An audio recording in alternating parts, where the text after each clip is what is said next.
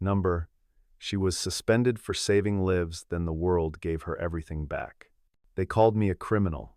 They said I was reckless, dangerous, a nurse who couldn't follow orders. The headlines screamed, "Rogue hospital worker endangers lives during hurricane." My nursing license was stripped away, my career destroyed, my reputation in ruins, all because I refused to abandon 12 dying patients when everyone else fled. All because I chose to stay in a collapsing hospital during the most devastating hurricane in our city's history. But here's what they didn't put in those headlines. Every single one of those patients survived. And here's what happened next. Something so extraordinary, so unbelievable, that it proved sometimes the universe has a way of rewarding those who risk everything for others. I'm Emily Johnson, and this is the story of the 72 hours that cost me everything I thought I wanted, and gave me everything I never knew I needed. The morning of September 15th started like any other at St. Catherine's Medical Center, but the weather reports were anything but ordinary. Hurricane Delilah was barreling toward our coastal city, with winds reaching 160 miles per hour, and every meteorologist was calling it a once-in-a-generation storm. As I walked through the hospital corridors that morning, checking on patients and reviewing charts, I couldn't shake the feeling that we weren't prepared for what was coming. The emergency protocols seemed inadequate, the backup systems hadn't been properly tested in years, and most concerning of all, the administration seemed more worried about liability than lives. During the morning staff meeting, I raised my concerns to Dr. Harrison, the chief medical officer, and the hospital board members who had gathered to discuss evacuation procedures. "We need to keep more staff on duty," I said, looking around the conference room at faces that seemed more interested in their coffee than my words. The nursing home patients, the ICU cases, the homeless people who come here for shelter, they'll need round-the-clock care. We can't just abandon them. The silence that followed was deafening, broken only by the uncomfortable shuffling of papers and clearing of throats. Dr. Harrison leaned back in his chair, his expression cold and dismissive. "Miss Johnson, you're just a nurse. Leave the administrative decisions to those of us who understand the bigger picture. We have protocols to follow, insurance considerations, and legal obligations that go far beyond your scope of practice." The words hit me like a physical blow, not because they were cruel, but because they revealed everything wrong with a system that valued paperwork over people. Several board members chuckled softly, as if my concern for patient welfare was somehow amusing, but I saw something flicker in Dr. Harrison's eyes, maybe guilt, maybe fear, but definitely the recognition that I was right. The laughter from those board members echoed in my ears as I left the conference room, but it wasn't the first time I had been dismissed for caring too much. Throughout my 5 years at St. Catherine's, I had built a reputation as the nurse who stayed late, who questioned orders when they didn't make sense, who fought for patients when no one else would. Some colleagues called me stubborn, others called me passionate. The patients just called me by name and trusted me with their lives, which was all that really mattered to me. That afternoon, as I walked through the ICU checking on Mr. Thompson, who needed twice daily dialysis, and Mrs. Williams, whose heart condition required constant monitoring, I thought about my past and why I couldn't just follow orders like everyone else. 3 years earlier, I had been a paramedic with the city's emergency response team, part of a close-knit crew that prided itself on never leaving anyone behind. During a warehouse fire, I had made a split-second decision to enter a collapsing building to search for survivors, against direct orders from my captain. The ceiling came down just as I was pulling an unconscious child to safety, and my partner Jake had to come in after me. The debris caught him instead of me, and he spent 6 months in the hospital with spinal injuries that ended his career. The guilt of that moment never left me, but neither did the memory of that child's mother crying with relief as we loaded her daughter into the ambulance. Jake told me later, when he was finally able to speak again, that he would have made the same choice I did, but the department didn't see it that way. They said I was reckless, insubordinate, a danger to my team. So I became a nurse instead, thinking that in a hospital, surrounded by colleagues and protocols, I'd never again have to choose between following orders and saving lives. I was wrong. The weight of that decision had shaped every day of my nursing career. I saw Jake's face in every patient I treated, heard his voice telling me to do what was right rather than what was safe. He had forgiven me, but I had never forgiven myself for the choice that cost him his mobility. Now, facing another impossible decision, I could feel his presence guiding me toward what I knew was right, even if it meant risking everything I had rebuilt. As Hurricane Delilah approached the coast that evening, the evacuation order came down from hospital administration. All non-essential personnel were to leave immediately, and only a skeleton crew of doctors and nurses would remain to handle emergencies. The problem was, nobody seemed to agree on what constituted essential care. The administration's definition apparently didn't include dialysis for kidney patients, cardiac monitoring for heart patients, or basic medical attention for the homeless individuals who had already started arriving at our emergency department, seeking shelter. I stood in the main hallway, watching my colleagues pack up their personal belongings and head for the parking garage, while vulnerable patients lay in their beds, trusting that someone would be there to take care of them. Mrs. Williams, an 83-year-old woman with congestive heart failure, grabbed my hand as I passed her room. "You're not leaving too, are you, dear?" she asked, her voice barely above a whisper. "I'm scared of the storm." I squeezed her hand and promised her that someone would be there, even though I had no authority to make such a promise. The evacuation process was chaotic and poorly organized, with healthy patients being loaded onto buses while critically ill individuals were left behind because they were deemed too unstable to transport. I watched as families said goodbye to their loved ones, not knowing if they would see them again after the storm passed. The administration had made calculated decisions based on resources and liability, but they had forgotten the human cost of their choices. These weren't just medical cases or insurance claims. They were people with names, families, dreams, and fears. As the last of the evacuation buses pulled away and the hospital grew eerily quiet, I made a decision that would change everything. Instead of leaving with the others, I slipped into a supply closet on the 3rd floor and waited. The wind was already beginning to howl outside, rattling the windows and sending debris flying through the parking lot.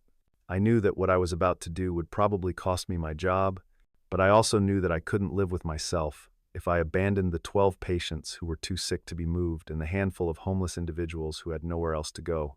The hospital felt like a ghost town as I made my way through the empty corridors, checking on the patients who had been left behind. In addition to Mrs. Williams and Mr. Thompson, there was Tommy Walsh, a 19-year-old car accident victim who was still in a medically induced coma, Margaret Foster, a stroke patient who couldn't speak but whose eyes showed she understood everything happening around her, and Sandra Davis, a pregnant woman who had come to the emergency room with complications and gone into premature labor. Each of them had been deemed too high risk to evacuate, but not important enough to warrant adequate staffing. When the skeleton crew discovered I was still in the building, Dr. Marcus Webb, a young resident who had volunteered to stay, found me in the supply closet around midnight. "Emily, what are you doing here? You're supposed to be gone." His voice was a mixture of surprise and something that might have been relief. "I couldn't leave," I told him simply.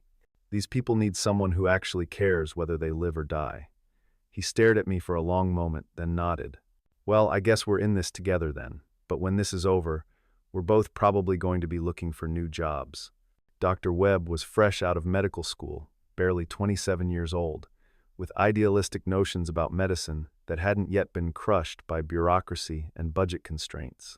He had volunteered to stay because he genuinely believed that doctors had an obligation to help people, regardless of the circumstances. Working with him during those 3 days reminded me why I had gotten into healthcare in the first place, not for the steady paycheck or the social status, but for the privilege of being present during people's most vulnerable moments. The hurricane made landfall at 2:15 in the morning, and it hit our coastal city like nothing I had ever experienced. The building shook with each gust of wind, which reached sustained speeds of over 150 miles per hour. Windows on the lower floors began shattering, sending glass cascading through hallways that were supposed to be safe zones. The main power grid failed almost immediately, and our backup generators were struggling to keep essential systems running. In the ICU, machines that patients depended on for their very lives began shutting down one by one.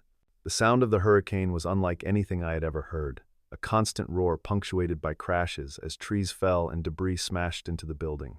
The emergency lighting flickered on and off, casting eerie shadows throughout the hospital corridors. Water began seeping through the window seals, and I could hear the groaning of the building's structure as it fought against winds that seemed determined to tear it apart. This wasn't just a storm, it was nature's fury unleashed, and we were directly in its path. Dr. Webb and I worked frantically to manually operate equipment that was designed to run automatically. For Mr. Thompson, whose kidneys were failing, this meant hand-cranking the dialysis machine when the power fluctuated, a process that normally took 4 hours but stretched to 8 because we had to stop every few minutes to attend to other patients. My hands cramped from the repetitive motion, and sweat poured down my face as I fought to maintain the steady rhythm that was keeping toxins from building up in his bloodstream. In room 307, Mrs. Williams's heart monitor kept alarming as the power surges affected its calibration. Without proper monitoring, we couldn't adjust her medications or know if she was going into cardiac distress. I spent most of the first night sitting beside her bed, checking her pulse manually every few minutes and watching for the subtle signs of heart failure that machines usually caught automatically. Her breathing was labored, her feet were swelling, and I could see the fear in her eyes every time the building shuddered from another powerful gust of wind. "Am I going to die tonight?" she asked me during one of the brief lulls between wind gusts. Her question was so direct, so innocent, that it took my breath away. "Not if I have anything to say about it," I replied, adjusting her oxygen mask and checking her IV line for the dozenth time that hour. "I've been through worse storms than this, and I'm not about to let this one beat us." It was a lie. I had never been through anything remotely like this, but sometimes hope is more important than honesty. "Mrs. Williams smiled weakly and patted my hand with fingers that felt cold and fragile. "You remind me of my daughter," she whispered.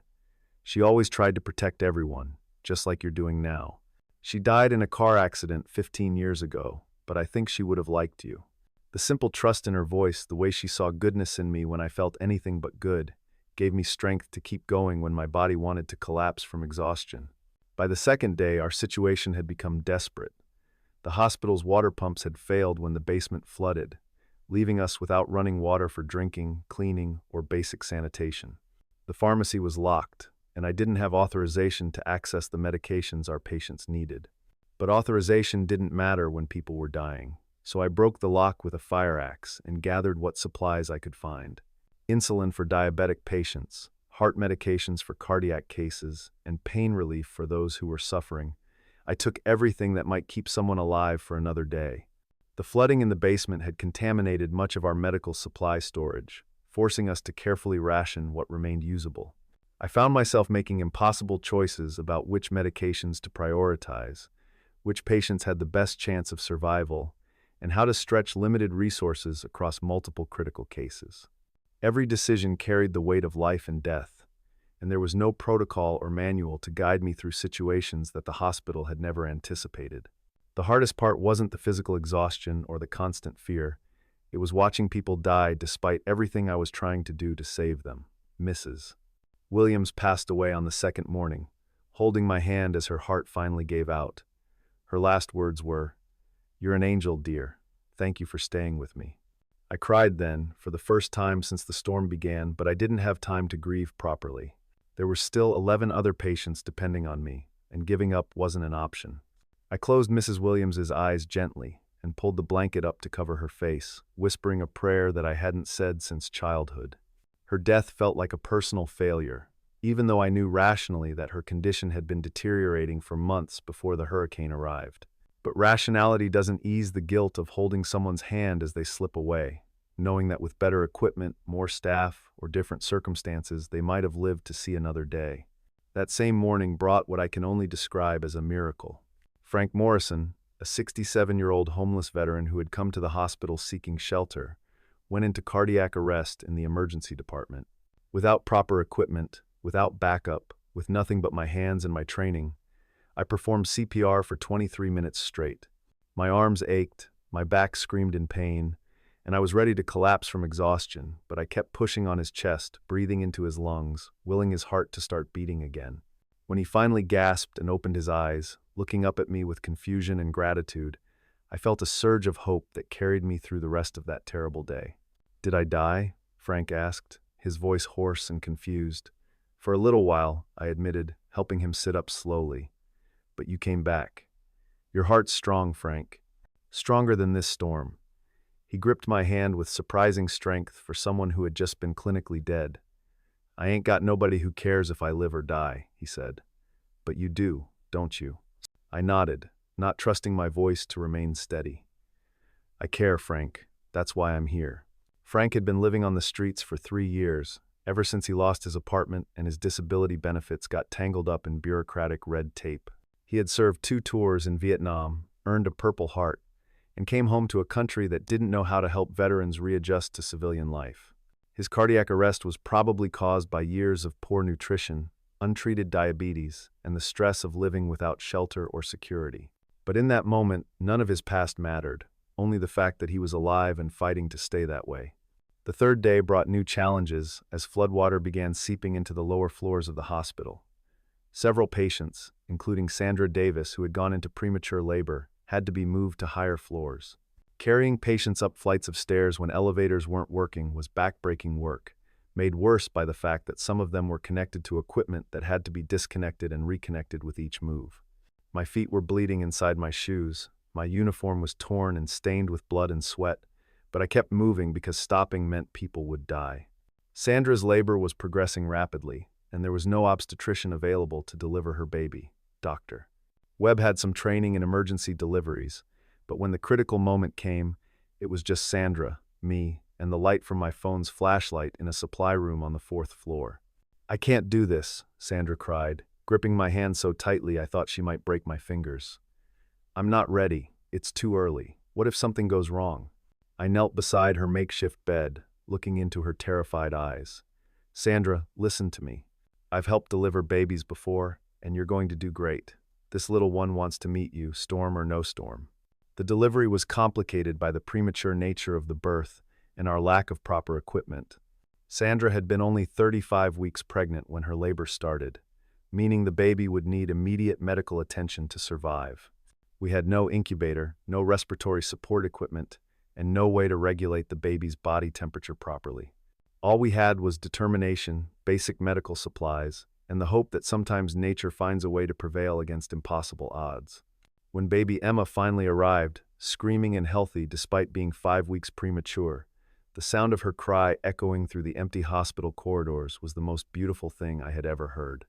In that moment, surrounded by destruction and chaos, new life had found a way to enter the world. Sandra wept with relief and exhaustion, and I found myself crying too, tears of joy this time instead of grief. "She's perfect," Sandra whispered, cradling her daughter for the first time. "Thank you for being here. Thank you for not giving up on us." Little Emma was tiny but fierce, her lungs strong enough to make her presence known throughout the 4th floor. We wrapped her in clean blankets and kept her close to Sandra's body for warmth, monitoring her breathing and color constantly.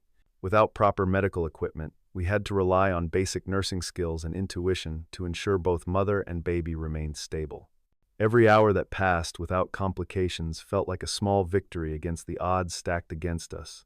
By the end of the 3rd day, I was running on pure determination and probably shouldn't have been trusted with patient care. I hadn't slept more than 20 minutes at a time since the storm began. I had eaten nothing but crackers and warm soda from vending machines, and I was starting to see things that weren't there. At one point, I could have sworn I saw Jake, my old paramedic partner, standing in the doorway of the ICU. "You're doing good, Maria," he seemed to say. "Don't give up now. These people need you to be strong just a little bit longer." The hallucinations were a sign of severe sleep deprivation and dehydration, but I couldn't afford to rest when people's lives hung in the balance. Every time I felt myself starting to fade, I would think about Mrs. Chen's last words, Frank's grateful smile, or baby Sophia's first cry, and somehow find the energy to keep going. Dr. Webb was struggling just as much, but together we formed a partnership born of necessity and mutual respect that kept us both functioning when we should have collapsed. When I finally collapsed from exhaustion, it was Dr. Webb who found me unconscious on the floor of the medication storage room. Later, he told me that I had been muttering about patient care even while unconscious, giving instructions for medication schedules and reminding him to check on specific individuals. "You never stopped being a nurse, even when you were out cold," he said with a tired smile. "I've never seen dedication like that. You saved every single person in this hospital. Every single one." The rescue helicopters arrived on the 4th morning, after the hurricane had finally moved inland and the winds had died down enough for aircraft to fly safely. As I watched paramedics and emergency personnel loading our patients onto stretchers and carrying them to safety, I felt a mixture of relief and pride that I had never experienced before. 12 patients had survived who might have died without proper care. Baby Emma was healthy and strong. Frank Morrison was asking the paramedics if they knew where he could find me so he could thank me properly. We had done something impossible, and we had done it together. The rescue operation was swift and professional, with teams of paramedics working efficiently to stabilize and transport each patient to functioning hospitals in nearby cities. Watching Tommy Walsh wake up from his coma as he was being loaded onto a helicopter, seeing Margaret Foster squeeze a paramedic's hand to communicate her gratitude, knowing that each of these people would have a chance to continue their lives, it made every sleepless hour, every difficult decision, every moment of fear and doubt worth it. But my sense of accomplishment didn't last long. Within a week of the hurricane's passage, I was called into a meeting with the hospital administration and informed that I was being suspended pending a full investigation into my conduct during the emergency. Doctor. Harrison sat across from me at the same conference table where I had pleaded for better preparation, his expression stern and unsympathetic. Miss Johnson, your decision to remain in the hospital against direct orders put yourself and others at unnecessary risk. Your unauthorized access to the pharmacy constitutes theft of hospital property. Your failure to follow evacuation protocols demonstrates a pattern of insubordination that we cannot tolerate. The irony was devastating. I had saved 12 lives, delivered a healthy baby, and prevented what could have been a humanitarian disaster. But according to the hospital's lawyers and administrators, I was a liability. The local media picked up the story, but not in the way I had hoped. Instead of celebrating the lives that were saved, they focused on the rogue nurse who had defied authority and endangered patients by providing them with medical care during a natural disaster. My nursing license was suspended, I was fired from my job, and I became unemployable in the medical field overnight. The investigation that followed was thorough and humiliating. Every decision I had made during those 72 hours was scrutinized, questioned, and criticized by people who had never been in a life or death situation. They focused on the medications I had taken without authorization, ignoring the fact that those medications had kept people alive. They criticized my decision to stay, calling it reckless, while overlooking the fact that my presence had made the difference between life and death for a dozen vulnerable individuals. The hospital's legal team painted me as an unstable individual who had put everyone at risk through my hero complex and inability to follow orders. They brought in expert witnesses who testified that proper protocol would have been to evacuate all patients, regardless of their medical condition, and that my actions had created unnecessary liability for the institution. The fact that all of my patients had survived seemed irrelevant to their case. What mattered was that I had violated policy and put the hospital at legal and financial risk. For 6 months, I worked as a waitress at a small diner in my hometown, serving coffee and sandwiches to truck drivers and local workers who had no idea that the woman taking their orders had once been featured on the evening news as either a hero or a criminal, depending on which channel you watched. The work was honest, but it felt like a betrayal of everything I had trained for, everything I believed in. Every day, I wondered if I had made the right choice during those 72 hours, if the lives I had saved were worth the career I had lost. Murphy's Diner was a 24-hour truck stop on the outskirts of town, the kind of place where coffee was always fresh and the pie was made from scratch daily. The customers were mostly long-haul truckers, factory workers getting off late shifts, and insomniacs who needed somewhere to sit and think. Nobody asked personal questions, nobody judged you for your past, and nobody cared what you had done before you started pouring their coffee. It was honest work, but every night I went home feeling like I was wasting the skills and knowledge that had taken years to develop. The answer came on a Tuesday morning in March, when 10 black luxury cars pulled into the parking lot of Murphy's Diner, where I had been working for the past 6 months. I watched through the window as well-dressed men and women emerged from the vehicles, all of them walking purposefully toward the front door. My first thought was that they were lost, that they had mistaken our little roadside diner for some upscale restaurant in the city. But when they walked through the door and asked to speak with Maria Santos, I realized they were there for me. The first person to approach me was an elderly man in an expensive suit, his eyes bright with emotion. "Miss Johnson, my name is Robert Williams. My mother was Mrs. Helen Williams, and she died in your arms during Hurricane Delilah." My heart sank, thinking he was there to blame me for his mother's death, to tell me that I should have done more to save her. But instead, he reached out and took my hands in his. She called me on her cell phone the night before she died, and she told me about the angel nurse who was staying with her through the storm. She said you held her hand and made her feel safe. I want to thank you for giving her that comfort in her final hours. One by one, the other visitors introduced themselves. Sandra Davis was there with baby Emma, now 6 months old and growing beautifully. Frank Morrison had gotten clean and sober and found a job with a construction company that specialized in disaster relief. Mr. Thompson was there with his daughter, his kidney function restored after receiving a transplant. Each of them had a story to tell about how my decision to stay had impacted their lives, and each of them had come to express their gratitude in a very tangible way. Tommy Walsh had awakened from his coma with no permanent brain damage and was now studying to become a paramedic himself, inspired by what he had witnessed during his recovery. Margaret Foster had regained her speech through intensive therapy and wanted to tell me personally how much my presence had meant to her during those frightening days when she couldn't communicate her fears. The homeless individuals who had sought shelter in the hospital had all found stable housing and medical care through social services programs that had been alerted to their situations. "We've been following your story in the news," Sandra explained, bouncing little Emma on her knee.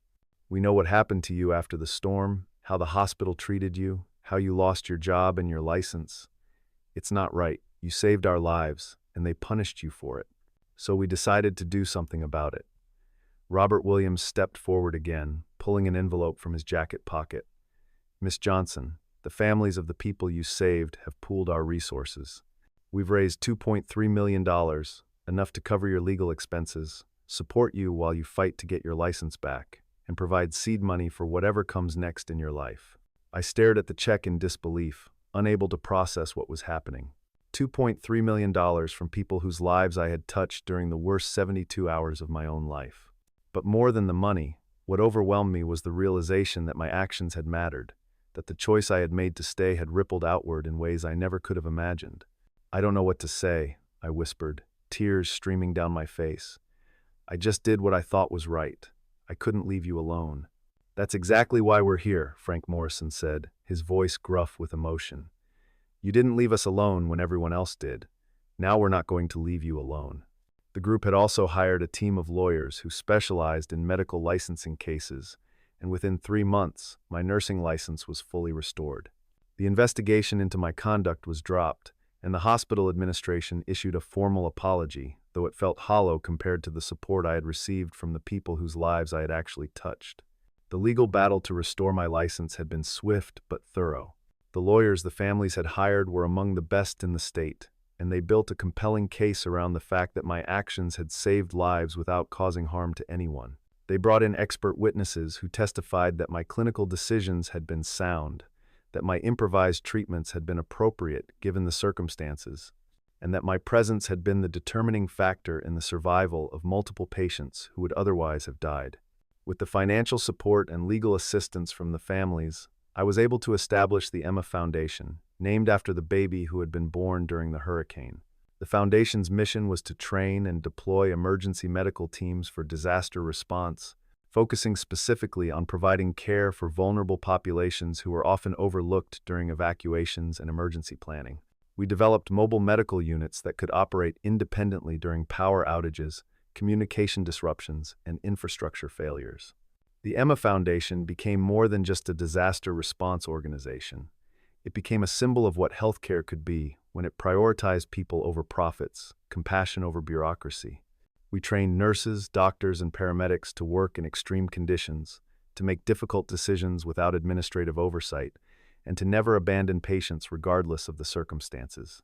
Our mobile units were equipped with solar panels, battery backup systems, and satellite communication equipment that allowed us to maintain operations even when traditional infrastructure failed. Equipped with solar panels, battery backup systems, and satellite communication equipment that allowed us to maintain operations even when traditional infrastructure failed. Our first major deployment came 8 months later, when a massive earthquake struck a rural area 300 miles from our headquarters. While other relief organizations focused on search and rescue operations, our team went straight to the hospitals, nursing homes, and shelters where vulnerable people were trapped without adequate medical care. I found myself once again working in impossible conditions, providing life-saving treatment with limited resources. But this time I wasn't alone. I had a team of dedicated professionals who shared my belief that no one should be abandoned during their most vulnerable moments. The earthquake had damaged most of the area's medical facilities, leaving thousands of people without access to basic health care. Our mobile units were among the first to arrive on scene, and we immediately set up treatment stations in school gymnasiums, community centers, and anywhere else we could find shelter. The work was exhausting and emotionally draining, but it was also deeply fulfilling in a way that my old job at the hospital had never been. As I knelt beside a young child with a high fever, her small hand clasped in mine while I administered antibiotics by the light of a battery-powered lantern, I thought about the journey that had brought me to this moment. The suspension, the public humiliation, the months of serving coffee and wondering if I had made the right choice, all of it had led to this. I was exactly where I was supposed to be, doing exactly what I was meant to do, and I had never been more certain of anything in my life. "Are you going to make me better?" the little girl asked, her voice weak but trusting. I smiled and brushed the hair back from her forehead, just as I had done for Mrs. Chen during those terrible 72 hours that seemed like a lifetime ago. "I'm going to try my very best," I promised her. "And I'm going to stay right here with you until you feel better." Because that's what we do. We stay when everyone else leaves. We hold hands in the darkness. We choose love over protocol, compassion over convenience, and hope over fear. The little girl's fever broke that night, and she was able to return home to her family the next morning. Watching her run into her parents' arms, seeing the relief and joy on their faces, I was reminded once again why I had chosen this path. Every life saved, every family reunited, every moment of comfort provided during someone's darkest hour. These were the moments that made all the struggle worthwhile. I don't need titles or recognition or official permission to save lives. I just need to be present when people need me most, to make the hard choices that others won't make, and to remember that sometimes the most important thing you can do is simply refuse to abandon someone in their darkest hour. The hospital suspended me for saving lives, but the world gave me everything back and more. It gave me purpose, community, and the unshakable knowledge that one person's decision to stay can change everything. Today, the Emma Foundation operates mobile medical units in 12 states, with plans to expand internationally. We've responded to hurricanes, earthquakes, wildfires, and floods, always focusing on the people who get left behind when disasters strike. Our team includes many of the people whose lives were touched during Hurricane Delilah. Dr. Webb joined us as our medical director, Frank Morrison leads our logistics team, and Sandra Davis coordinates our family support services while raising little Emma, who is now a healthy, happy toddler. The storm may have passed, but the work continues, and I'll be there holding hands in the darkness for as long as people need someone who won't walk away. Because in the end, that's what makes us human. Not our ability to follow rules or avoid risk, but our willingness to stay present for each other when everything else falls apart. That's the lesson I learned during 72 hours that changed everything, and it's a lesson I'll carry with me for the rest of my life.